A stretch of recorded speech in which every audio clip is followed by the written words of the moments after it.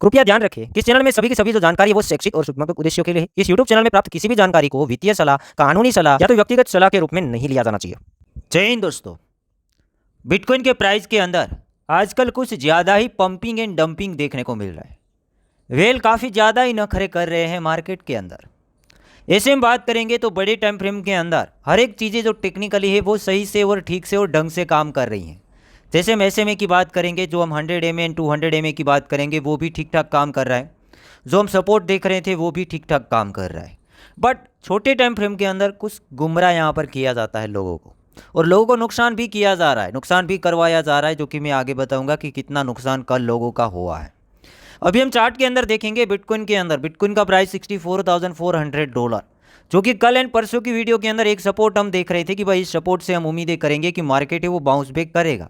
ये ऊपर आपको व्हाइट लाइन देखने को मिल रहा होगा, ये 100 MA का सपोर्ट, जो कि डेली टाइम फ्रेम के अंदर ठीक से काम किया है। डेली टाइम फ्रेम का कैंडल आप क्लोजिंग वाइज देखोगे तो देखिए ग्रीन के अंदर ही क्लोज हुआ है। बट गुमराह कहाँ पे कर दिया गया, 4 आवर्स टाइम फ्रेम के अंदर देखने जाएंगे, जो कि हम डेली में और वीकली में हर बार बोलते हैं कि भाई ज़्यादा कन्फर्मेशन चाहिए तो बड़े टाइम फ्रेम के अंदर ही आप कैंडल देखिए। 4 आवर्स टाइम फ्रेम के अंदर क्या हुआ था देखिए। 4 आवर्स टाइम फ्रेम के अंदर कल के दिन ऐसे ऐसे कैंडल्स यहाँ पे लगे हुए हमें देखने को मिल रहे हैं। मार्केट आ गया था $62,000 तक, $62,000 तक। तो लोग क्या करेंगे, 4 आवर्स टाइम फ्रेम वाले देखेंगे तो ये सोचेंगे कि भाई मार्केट तो ब्रेक डाउन हो गया। जो हम सपोर्ट यहाँ पर लगाए थे, या आप यहाँ पे सपोर्ट देख रहे होंगे कि भाई ये तो ब्रेक डाउन हो गया। बट हुआ क्या, एक कैंडल लगा बट दूसरा कैंडल कन्फर्मेशन नहीं दिया, ग्रीन के अंदर गया। तो यहाँ पर भी ऐसे कन्फर्मेशन नहीं दिया था। अगर आप क्लियर कट देखेंगे तो कन्फर्मेशन किसको कहते हैं, सपोर्ट ब्रेक डाउन हो जाए और दूसरी कैंडल उसको सपोर्ट करे, मतलब दूसरा भी रेड में क्लोज करे। पहली कैंडल के कंपैरिजन में दूसरा कैंडल थोड़ा सा उससे नीचे, लोवेस्ट पॉइंट से नीचे एक नया लोवेस्ट पॉइंट बनाए और उससे नीचे ही क्लोज कर ले, तो वो कन्फर्मेशन होता है। बट ऐसा कुछ नहीं हुआ। तो डेली टाइम फ्रेम के अंदर लोगों को नुकसान कल करवा दिया। काफ़ी बड़ी वीक लगी नीचे की ओर, बट क्लोजिंग अंदर क्या, मतलब सपोर्ट काम किया है। और वेल ने क्या किया, थोड़ा ये भी सोचने की कोशिश की कि भाई लोग क्या सोच रहे हैं। लोगों का सपोर्ट, जो लोगों का एसएल एरिया था वो ये प्रीवियस डेली टाइम फ्रेम की जो कैंडल से बड़ी बड़ी वीक के नीचे लोग क्या करते हैं, बड़ी बड़ी वीक से नीचे कुछ लोग यहाँ ऐसे लगाते हैं, कुछ लोग इधर ऐसे लगाते हैं, कुछ लोग ए कैंडल को देख के यहाँ ऐसे लगाते हैं। बट वेल ने क्या किया, एग्जैक्टली ये लोवेस्ट कैंडल से नीचे वीक मरवा दिया। तो जितने भी एसएल थे वो हंट, और काफ़ी लोग लिक्विडेट, और फिर कैंडल को अंदर जाके दिन पूरा नहीं हुआ उससे पहले कैंडल क्लोज करवा दिया। तो भाई यहाँ पे जो लिक्विडेट करवाना था, एसएल उड़ाना था, वो तो उड़ा चुका है। अब यहाँ पे हम सोच सकते हैं कि अब बाउंस बैक हो, जो कि सोचा तो था वही हो रहा है। ये वीक लग गया, वीक उतना गिनती में नहीं आता है, वो ओनली फॉर लोगों को लिक्विडेट करवाने के लिए, एसएल उड़वाने के लिए होता है। बाकी लॉन्ग टर्म में इससे कोई फ़र्क नहीं पड़ता है। लॉन्ग टर्म में ये ठीक हुआ है, कैंडल अंदर आके ही क्लोज किया है। और अब यहाँ पे हो सकता है कि थोड़ा साइडवेज यहाँ पर रहे, फिर बाद में तेज़ी से हमें बाउंस बैक देखने को मिले, और फिर अब हम 70 के एरिया के अंदर जाए। अभी 64 चल रहे, और इस बार हम एक्सपेक्ट करें कि इस बार एटलीस्ट ऊपर का ये रेजिस्टेंस ब्रेक कर दे, क्योंकि ये रेजिस्टेंस ले रहा है मार्च महीने से। ये यहाँ पे रिजेक्ट हुआ, फिर दूसरी बार रिजेक्ट हुआ, तीसरी बार, चौथी बार, पाँचवीं बार, काफ़ी बार रिजेक्ट हो रहा है। और इतना लंबा टाइम फ्रेम निकाल दिया है, मार्च से अगस्त आ गया, ठीक है। तो अब ब्रेक होगा ना तो बड़े लेवल पे फिर जंपिंग हमें देखने को मिलेगा। आप बस ब्रेकआउट का वेट कर रहे हैं। और अब क्या कन्फर्मेशन है बड़े टाइम फ्रेम के अंदर, अगर मार्केट घूमती है और 68 से बाहर निकल जाती है, तेज़ी से 70 तक ट्रेड करना शुरू कर देती है।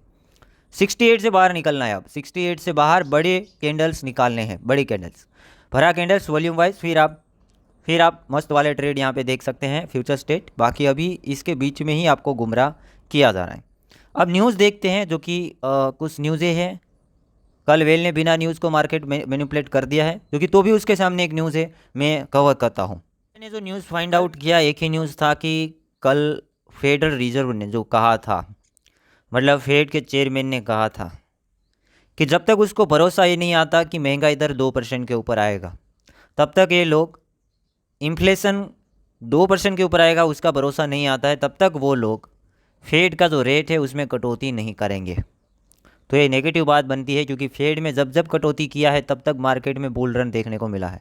फेड दर में कटौती मतलब कि लोन के जो परसेंटेज है वो उसमें कटौती करते हैं। तो पूरे अमेरिका के अंदर हर एक बंदा सस्ता लोन उठा सकता है, तभी बड़े लोग बड़ी बड़ी लोन उठा के पैसा मार्केट में डालते हैं, तभी स्टॉक मार्केट पंप करता है, तभी क्रिप्टो मार्केट ज़्यादा पंप करता है, उम्मीद से ज़्यादा पंप करता है प्रीवियस हिस्ट्री के मुताबिक। तो ये मुझे न्यूज़ लगा, और यही न्यूज़ के साथ 31 करोड़ डॉलर लिक्विडेट हो गया कल के दिन। 24 घंटों के अंदर 31 करोड़ डॉलर, कोई छोटी मोटी चीज़ नहीं है। 31 करोड़ डॉलर लोगों के यहाँ पे लिक्विडेट हो गए, जो कि मार्केट में डंप आया था। और हमने देखा था 64 का सपोर्ट लोग देख रहे थे, जो कि खुद मैं देख रहा था, और सपोर्ट था, बट वेल ने क्या वीक लगा दिया और फिर ऊपर जहाँ थे वापस आ गए। जैसे वीक लग जाते हैं तो वहीं हमें लेवरेज का ध्यान देना होता है, क्योंकि बड़ी लेवरेज में फिर वहाँ प्रॉब्लम हो जाता है। बड़ी लेवरेज वाले साइड लिक्विडेट हो गए होंगे।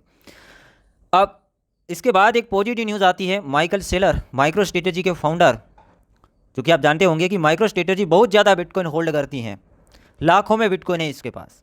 उसने अगेन $2 बिलियन को रेज किए हैं ज़्यादा बिटकॉइन खरीदने के लिए। ये लोग कंटिन्यूसली बिटकॉइन खरीदते जा रहे हैं। प्रीवियस 3-4 सालों से हम देख रहे हैं कंटिन्यूसली माइकल सेलर बिटकॉइन को बढ़ाते जा रहे हैं। अपनी होल्डिंग इतनी ज़्यादा बढ़ा दी है, अब वो चाहे तो मार्केट को 1-2 हज़ार 3 हज़ार डॉलर खुद ऊपर नीचे कर सकता है। उतना दम आ गया है, उतने ज़्यादा बिटकॉइन उसके पास हो चुके हैं। अगेन यहाँ पर $2 बिलियन का बिटकॉइन परचेज करने का प्लानिंग इसने कर लिया है, ठीक है। तो अगेन यहाँ पे $2 बिलियन वो इन्वेस्ट कर सकते हैं बिटकॉइन के अंदर। तो उम्मीद करता हूँ ये था एक छोटा सा अपडेट। वीडियो को लाइक करना, चैनल को सब्सक्राइब कर। दोस्तों लॉन्ग टर्म में मैं बुलिश हूँ, जो कि थोड़ा टाइम यहाँ पे हम ले सकते हैं। बाकी मार्केट निकलेगा तेज़ी से और हम बुल रैली देखेंगे, तो वेट एंड वॉच वाली बात है। अभी भी यहाँ पर आप देख सकते हैं, और फ्यूचर स्टेट ब्रेकआउट के बाद ज़्यादा यहाँ पर हम ले सकते हैं। एक्यूरेट तभी बनेंगे जब तक ब्रेकआउट नहीं मिलेगा, तब तक हम एक्यूरेट नहीं होएंगे। ऊपर का ब्रेकआउट हमें चाहिए, $69-70,000 के आसपास निकलेंगे, फिर हम एक्यूरेट रहेंगे और टारगेट भी अच्छे खासे देखेंगे।